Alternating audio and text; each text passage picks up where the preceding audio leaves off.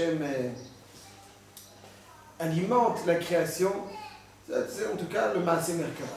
Et ce qu'on va essayer de voir, c'est évidemment, qu'est-ce qu'on peut tirer nous de cela, qu'est-ce qu'on peut tirer comme enseignement de cette description qui a priori donc, nous dépasse de très loin.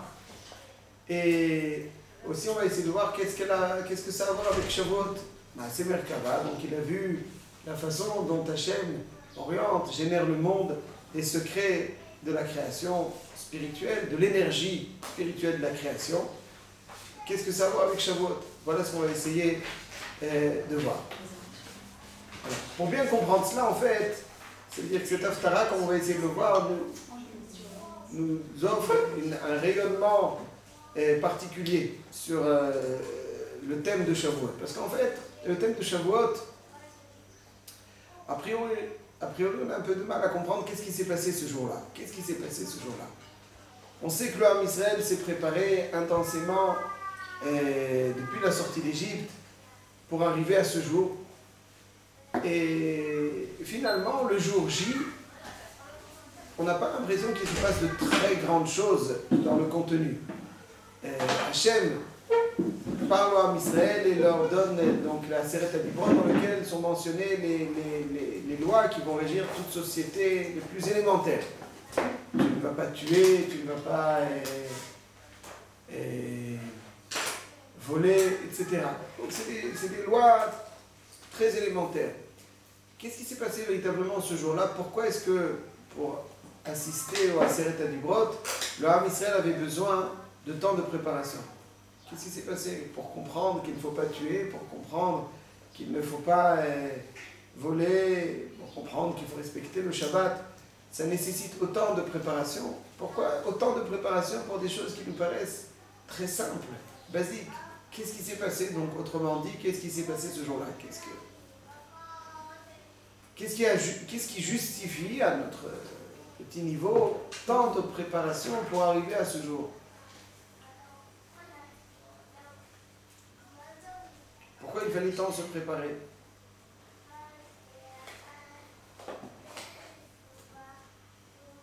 On pourrait rajouter aussi à cette question une autre question. Comme vous le savez très certainement, la nuit de Shavuot, on ne dort pas, c'est une veillée.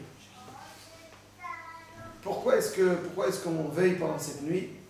Pour réparer l'erreur, le sommeil des Bnei Israël, c'est-à-dire que le Ham Israël, ce jour-là, le jour de Matan Torah, quand Hachem est arrivé, donc, entre guillemets, pour donner la Torah, le Ham Israël était en train de dormir. Il a fallu les réveiller, les amener vers le Har Sinaï. Et pour réparer cette erreur, nous aussi, à notre tour, on ne dort pas. On répare le sommeil injustifié. Et quelque part, on se demande comment c'est possible qu'une génération donc aussi élevée, ils sont arrivés très très haut, donc ils sont sortis de Mitzrayim pour Matan Torah. Et finalement, le jour J, ils ont fait preuve d'engouement. Ils ont compté donc depuis Yetziat Mitzrayim jusqu'à Matan Torah, ils comptaient les jours, ils attendaient. C'est le jour quelque part du mariage entre Israël et Hachem. Et le jour J, ils sont en train de dormir.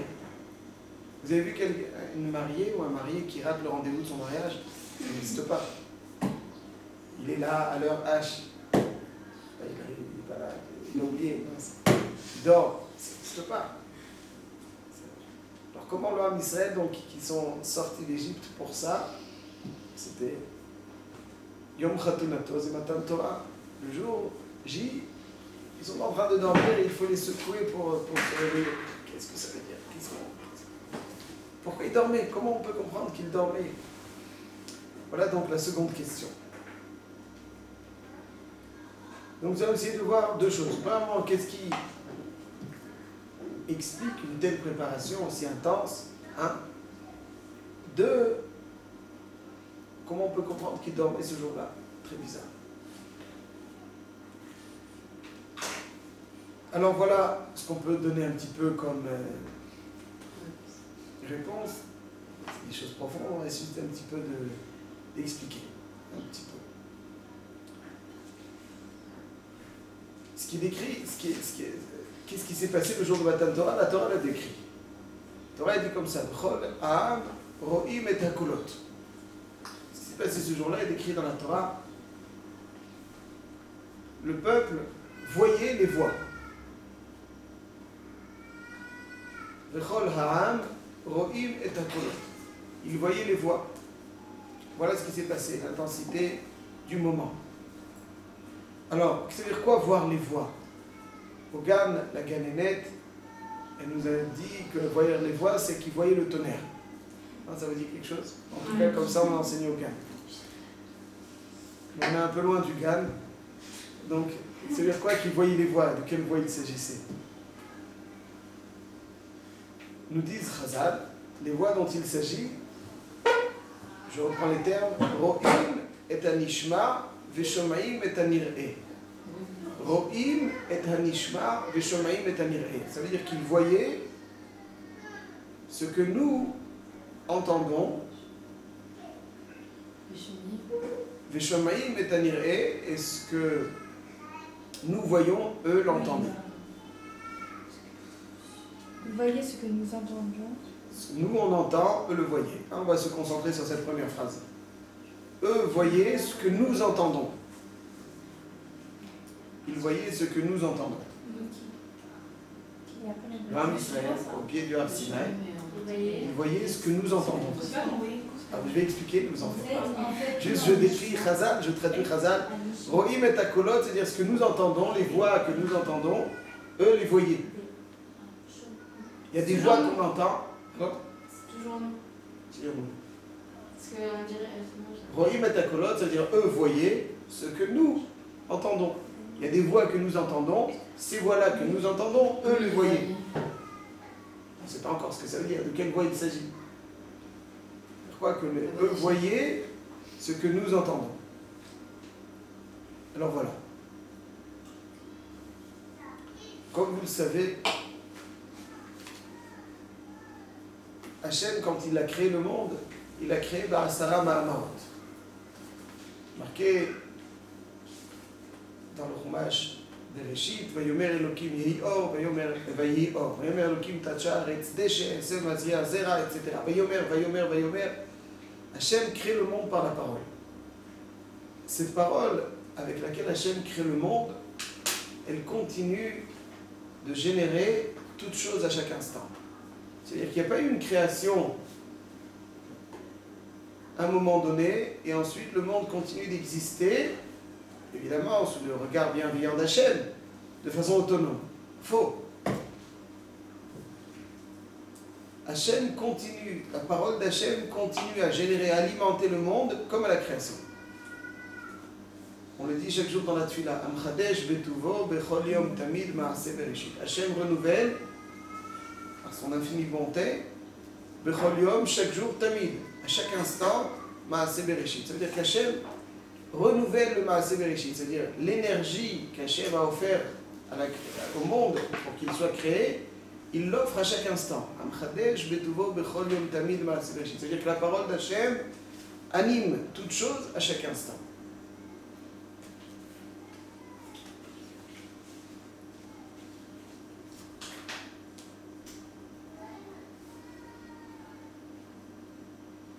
Pendant les 26 premières générations, depuis la création du monde jusqu'à Matan Torah, Hachem animait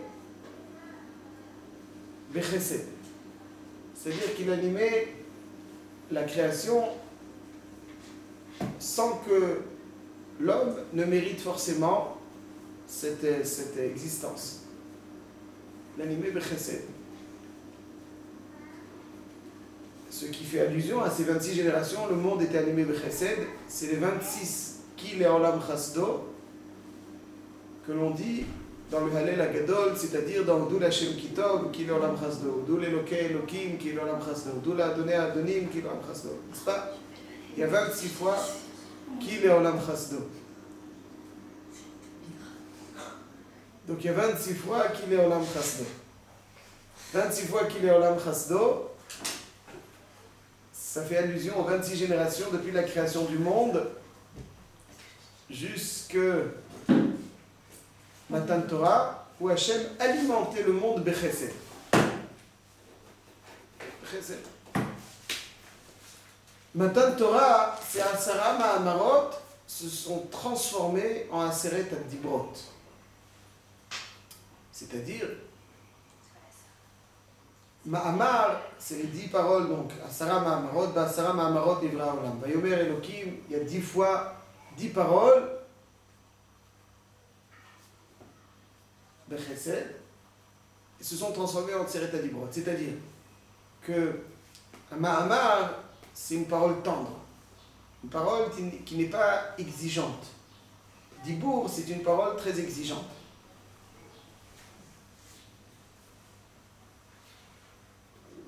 Dans les 26 générations, la parole créatrice d'Hachem était sans exigence de l'homme.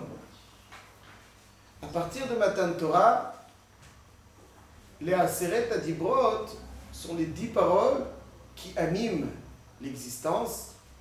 Ces mêmes paroles se sont transformées en dibour.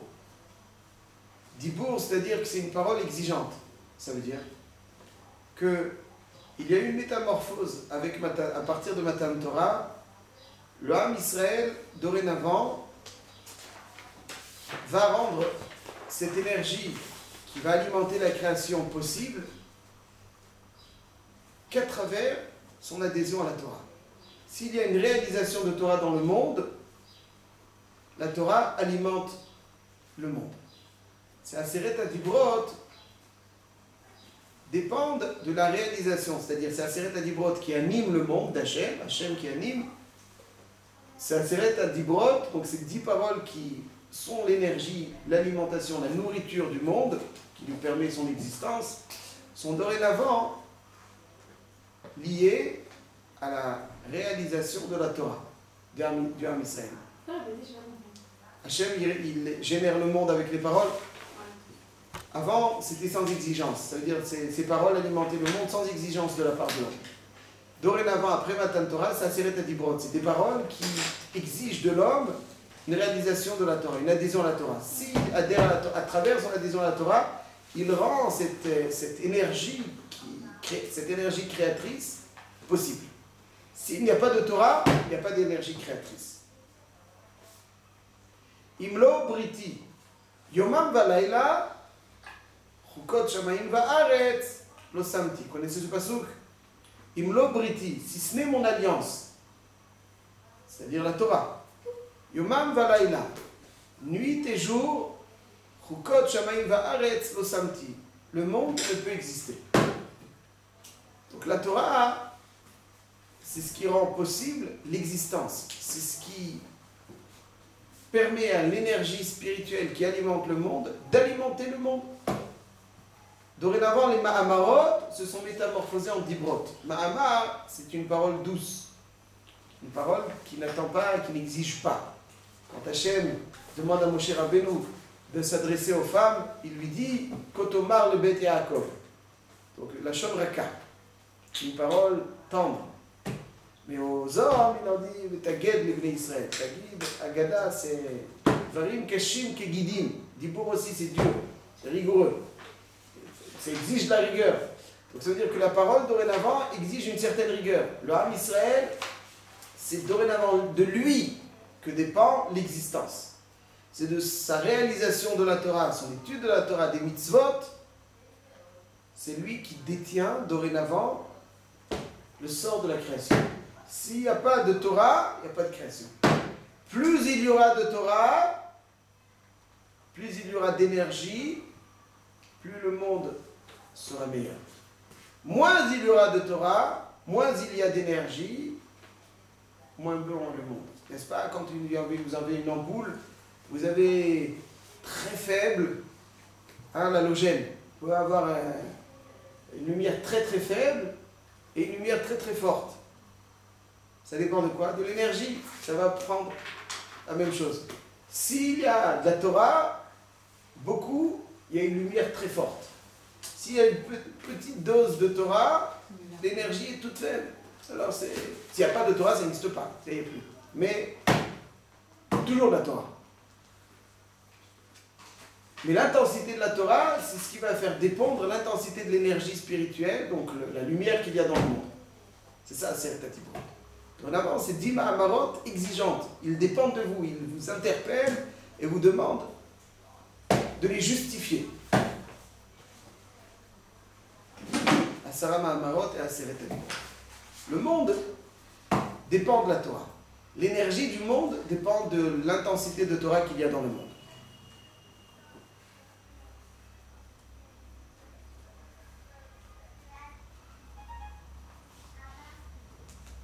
Ça, nous l'entendons aujourd'hui, nous le savons, nous le percevons par le koach de la Shmiya. C'est-à-dire, j'explique un petit peu mieux. C'est quoi la Shmiya? L'écoute. Qu'est-ce qu'il y a, selon vous, au jour d'aujourd'hui, hein, selon notre niveau? Qu'est-ce qui révèle les profondeurs des choses? L'écoute ou le regard? L'écoute. La parole. Qu'est-ce qui révèle? Qu'est-ce qui nous permet de saisir la profondeur des choses? L'écoute, le regard. L'écoute. Vous n'êtes pas d'accord, ok. Écoute ou le regard? L'écoute. Vous avez raison. Je vais vous dire pourquoi, hein, je n'impose rien. Regardez, le regard. Vous connaissez la phrase du Petit Prince?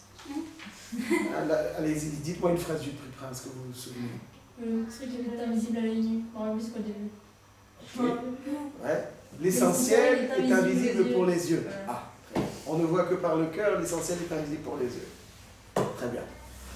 Voilà, c'est une petite razara. Mais il y a de la chokhma dans ce qu'il dit. Il y a de la chokhma dans ce qu'il dit. C'est juste. L'essentiel est invisible pour les yeux. Ça veut dire quoi? Ça veut dire que quand on voit quelque chose, on a accès à travers notre regard que, aujourd'hui, hein, que à l'élément le plus superficiel de l'existence. Qu'est-ce qu'on voit avec notre regard? Qu'est-ce qu'on voit? On voit tout ce qui est l'écorce. On ne voit pas l'essence des choses. On ne voit pas l'âme des choses. Ce qui s'offre à notre regard, c'est tout ce qui est extérieur, superficiel. Quand on apprécie quelqu'un, pourquoi on l'apprécie? On l'apprécie pour la chair extérieure qui le constitue ou sa personne. Sa personne, est-ce qu'on le voit, sa personne? On ne la voit pas. Mais c'est cette personne qu'on devine, mais qui ne s'offre pas à notre regard. Pour que quelqu'un puisse vivre une vie qui n'est pas superficielle. Quelle est donc la qualité qu'il doit avoir? L'écoute. L'écoute. Très bien. L'écoute. Si quelqu'un sait écouter, ce qui n'est pas donné à tous, parce que si quelqu'un sait écouter, il pourra vivre une vie plus profonde. Écouter, c'est faire un effort. Le regard, c'est presque passif. D'une certaine façon, ce qui s'offre à mon regard, voilà. Je le perçois. L'écoute demande une certaine attention. Quand quelqu'un se contente de vivre en fonction de ce qu'il voit, en réalité ne comprend rien. Il ne comprend rien. Parce que les vraies choses ne s'offrent pas à nos regards. Il était un vide par rapport à ce qu'on a. Quand il vit que par rapport à ce qu'il voit, selon le regard qu'on a aujourd'hui, alors il est condamné à vivre très superficiellement. L'écoute, c'est la qualité qui permet à un homme d'avoir une certaine saisie de l'intériorité des choses. L'écoute, c'est à travers un message qu'on va lui transmettre. Oui, mais c'est après, l'écoute, c'est pour un homme. C'est ce qui permet à un homme d'avoir une saisie sur l'intériorité des choses. Avoir un regard plus profond. Saisir le sens, l'intériorité des choses, des événements. L'écoute nous permet de penser autrement l'existence. De saisir autrement, intellectuellement, l'existence. Sans écoute, on ne comprend rien. Avec l'écoute, on arrive à mieux saisir, à mieux vivre, plus justement vivre. C'est ça qu'on dit Shimou ou Trinafshechem. C'est quoi Shimou ou Trinafshechem? Yesharia dit, donc c'est une célèbre phrase de Yesharia, Shimou ou Trinafshechem. C'est-à-dire si quelqu'un n'est pas en pleine forme, il est le faux, à travers son écoute, il pourra retrouver toute la vitalité qu'il lui faut. Shimaou ou Trilaf Shechem. À travers l'écoute. L'écoute, donc, c'est la plus belle chose dont nous disposons aujourd'hui, c'est l'écoute. J'entends par là l'écoute. C'est pas simple, hein, les gens ne savent pas tous écouter. C'est une très grande qualité. Et en tout cas, quand on écoute, on est attentif au message de ceux en qui nous devons avoir confiance. Alors là, finalement, cette écoute nous permet de penser autrement la réalité. Une réalité qui ne s'offre pas à notre regard. Ça, c'est le corps de la Shmiya. Donc, grâce à cette Shmiya, on pense, comme je l'ai dit, autrement la réalité, on la saisit mieux, on saisit sa profondeur. Mais c'est juste à travers l'écoute aujourd'hui. Comme le dit l'essentiel, l'essence des choses, l'essentiel, est invisible pour les yeux, on ne le voit pas.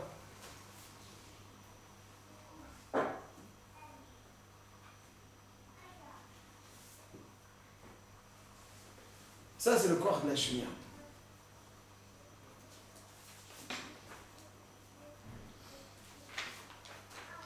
C'est le corps de notre Shmiya qui dépasse celui de notre Reya, c'est-à-dire selon notre perception, notre regard aujourd'hui, qui est uniquement superficiel, la Shmiya dépasse le corps de la Reya.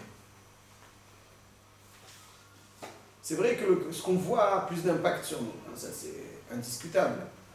Mais qu'est-ce qu'on voit? Pas grand-chose. On voit rien de ce qui est essentiel. La Shmiya nous permet d'avoir une approche, une saisie de l'essentiel.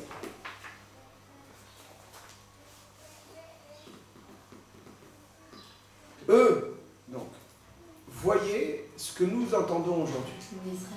Les Bnei Israël, la Matan Torah, Ro'im et Akolot, c'est-à-dire ce que nous percevons, devinons à travers ce message, eux, voyez. C'est-à-dire que nous, on entend, on saisit qu'Hachem génère tout à chaque instant. On saisit cette dimension de Asara Mahamarot qui s'est transformée en Seret Alibrot. On ne la voit pas. Les choses extérieurement nous paraissent autonomes, ce qui est faux. Parce que l'essentiel est invisible pour les yeux, l'essence des choses est invisible. Nous, on ne le voit pas, on ne voit pas cette énergie spirituelle animer tout. Extérieurement, tout nous paraît autonome, ce qui est faux. Ce qui s'offre à notre regard est trompeur. Nous l'entendons, nous le savons. Donc c'est kolot, c'est-à-dire cette voix d'Hachem qui anime, c'est très important, mais nous l'entendons. Mais c'est mieux, vous allez les entendre. Une seconde, tout de suite. Donc nous l'entendons. Nous savons qu'il y a cette énergie qui était dans un premier temps chesed, dans un second temps din, dibour, c'est-à-dire qui est exigeante. Ça nous le savons, nous l'entendons. Nous sommes incapables, malheureusement, notre niveau aujourd'hui, de le voir. Mais eux le voyaient. Ça veut dire que l'essence de la Bria n'était pas invisible pour leurs yeux. L'essentiel est invisible pour nos yeux, pas pour les leurs.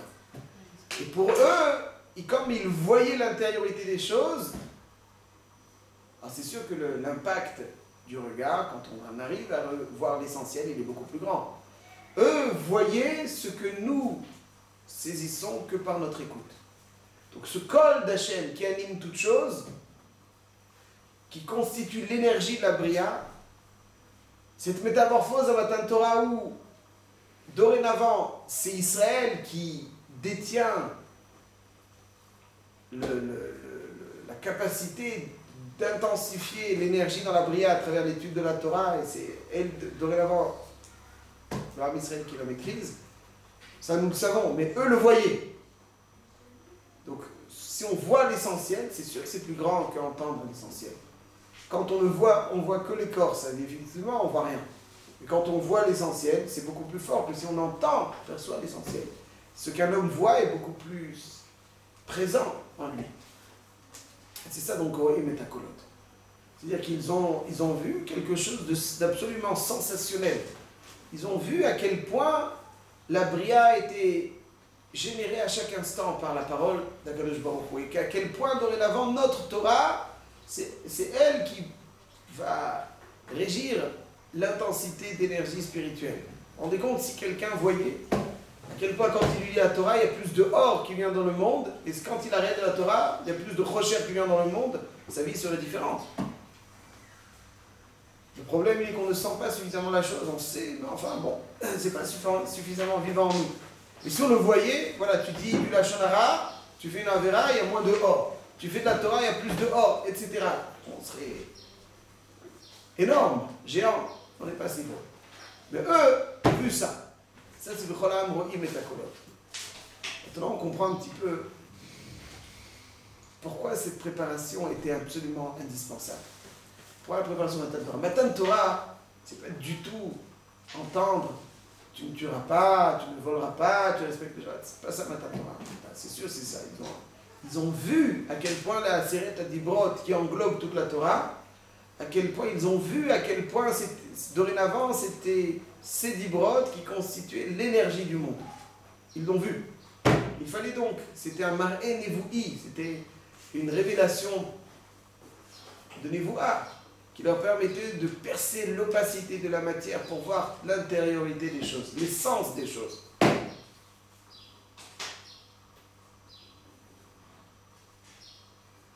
Donc il fallait un grand raffinement pour être capable de voir les choses.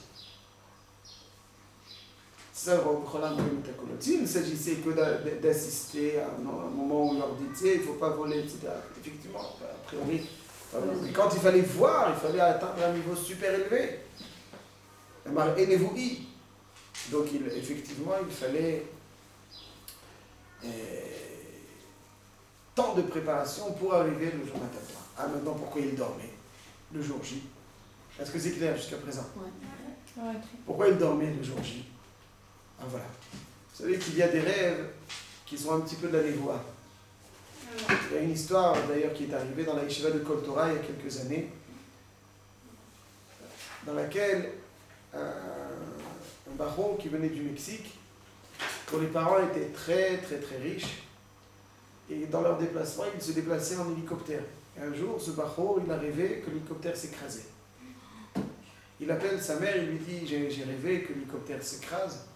Et elle lui dit, t'en fais pas, il est très souvent révisé, le pilote est un professionnel. Bon.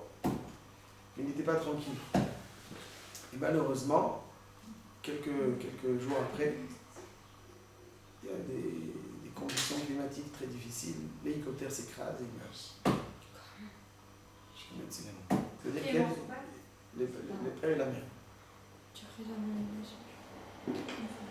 Donc c'est-à-dire qu'il y a des rêves qui permettent de voir des choses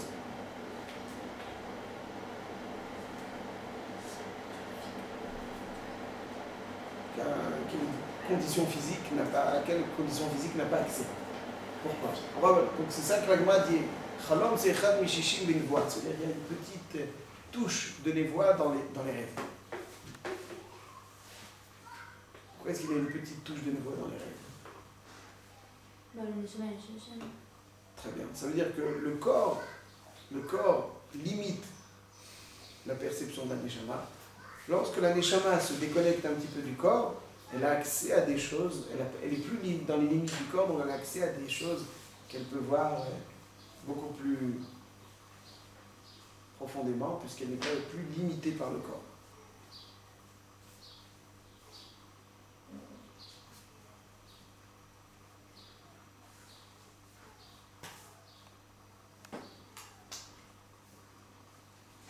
C'est pour ça qu'il y a Tavat Chalom, ce qu'on appelle la Tavat Chalom. Quelqu'un qui a un rêve et qui n'est pas très... Ne vous en faites pas, hein, les rêves, c'est ce qu'on a pensé à la journée.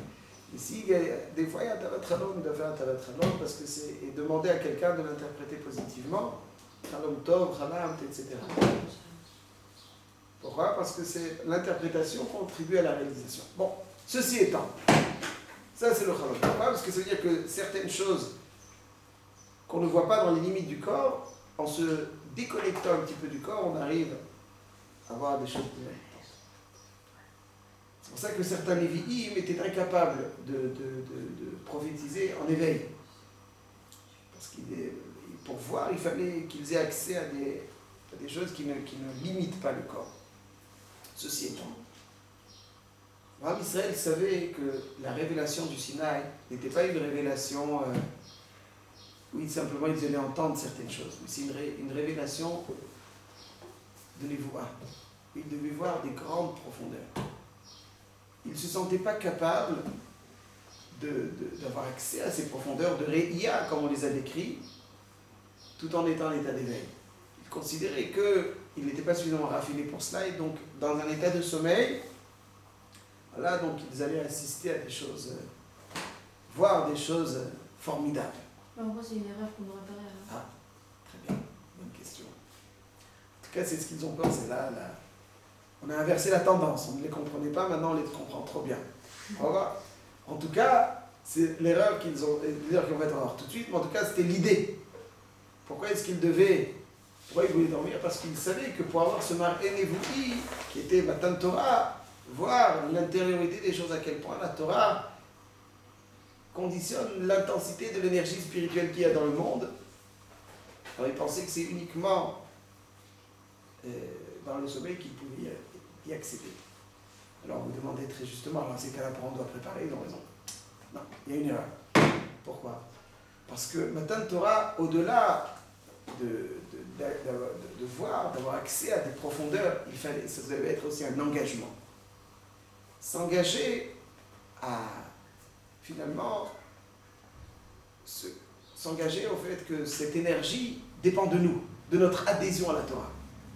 C'est un engagement. Maintenant, Hachem, ça sert à Dibrot, ça dépend de vous. C'est un engagement. Or, un engagement doit se faire en pleine conscience. Effectivement, Hachem leur a offert la capacité, malgré les limites du corps, de voir certaines choses. Bon.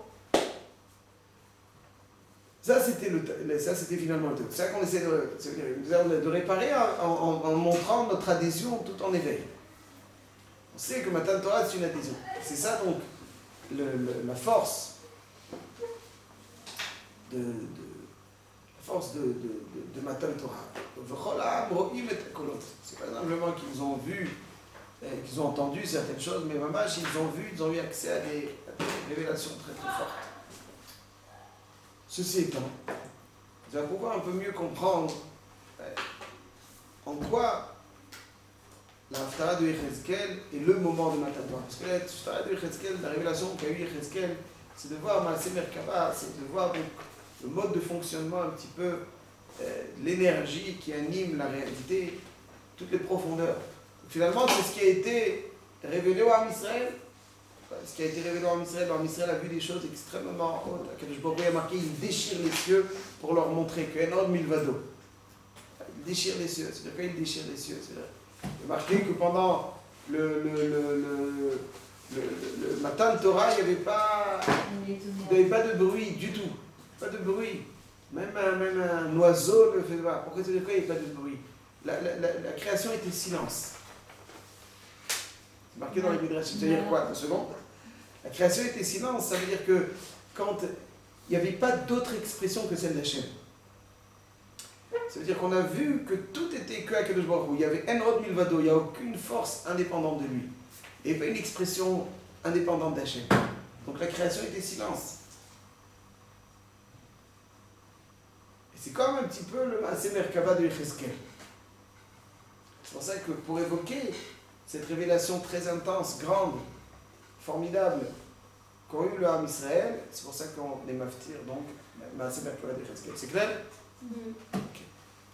Bon, on va essayer encore de poursuivre cela. Donc d'abord, ce qu'il faut retenir, c'est que Shavuot, c'est finalement, d'après ce qu'on vient d'expliquer, adhérer à quelque chose, à la Torah, tout en ayant conscience, et le plus possible, parce que c'est ça qui s'est passé initialement, à quel point la Bria, le hors de la Bria, dépend de notre adhésion à la Torah. Tout dépend de la Torah. La Torah, c'est la Neshama du monde. La Torah, c'est la Neshama du monde. Plus il y aura une pratique de Torah, plus il y aura l'adhésion à la Torah, plus il y aura d'intensité de lumière dans le monde. En réalité, ce qu'on doit rajouter, c'est que la Torah nourrit le monde, mais elle nourrit aussi chaque individu. Il y a des individus qui peuvent faire des fois 1m90, mais qui en réalité sont tout petits à l'intérieur. Tout petits.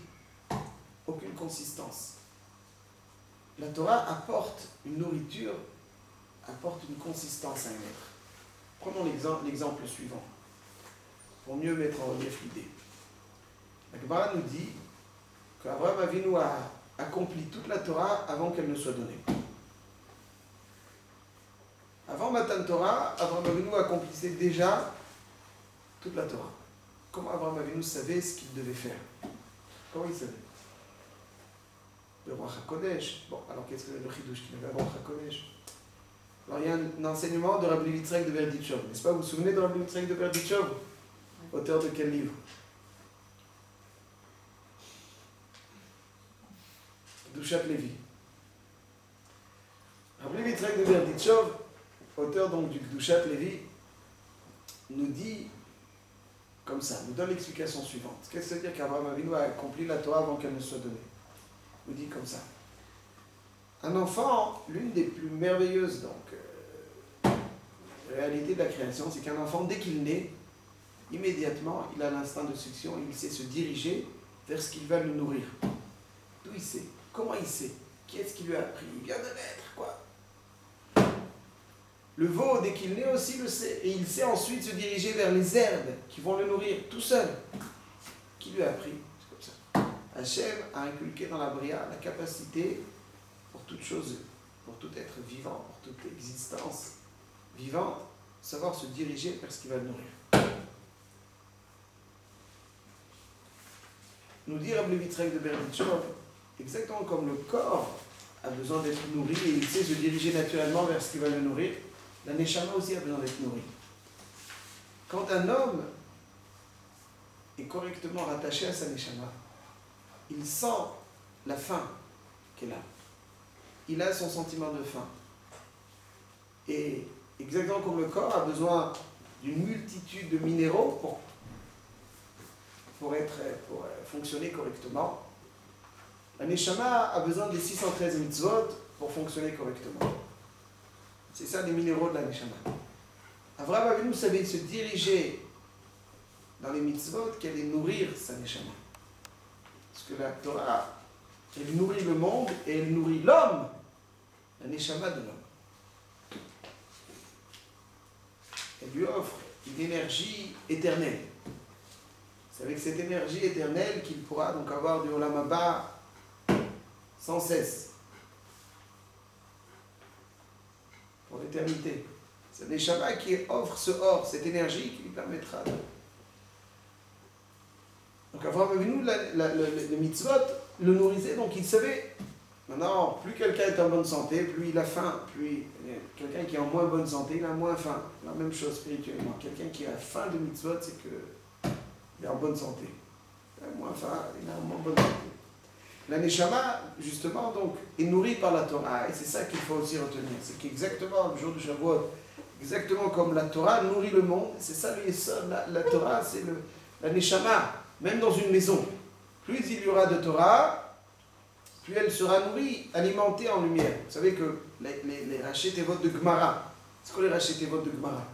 Gabriel, Michael, Raphaël et Uriel. Vous savez ce que c'est la Gemara? Gabriel, Michael, Raphaël et Uriel. Gabriel, c'est l'ange de la Gvura, celui qui nous débarrasse de tous ceux qui nous veulent du mal. Raphaël, c'est celui qui veille à notre bonne santé. Michael, c'est celui, le shliach d'Hachem, qui va nous offrir tout le chesed. Et Uriel, c'est celui qui nous oriente le or. C'est-à-dire que la Torah, elle permet aussi d'alimenter, d'offrir une énergie positive à une maison. Donc le monde dépend de la Torah. L'individu, sa consistance dépend de la Torah. Si on veut côtoyer quelqu'un qui a de la consistance, parce que c'est un peu fade de côtoyer quelqu'un d'inconsistant. Même s'il fait de bonnes blagues dans un premier temps, on s'en lasse. On a besoin de consistance. La consistance, elle vient par la Torah. C'est la Torah qui offre cette consistance. Sans Torah, c'est creux, c'est vide, c'est peu pétillant.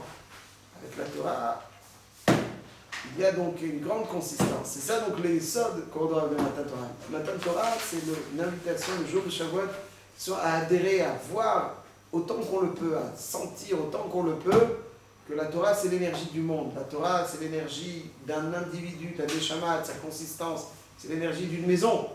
Tout dépend, c'est l'âme de toute chose de la Torah. Plus il y aura de Torah, plus il y aura d'énergie, plus il y aura de lumière, et plus il y aura de bracha. Sentir ça fortement, c'est ça donc le thème de Shavuot. Voilà, c'est ça, c'est exactement comme nos ancêtres l'ont vu. Alors ce jour-là est propice pour toucher un petit peu à cette dimension pour justement bénéficier de toutes les brachot que la Torah nous offre. Ok? Voilà ce qu'on peut dire. Chag Sameach.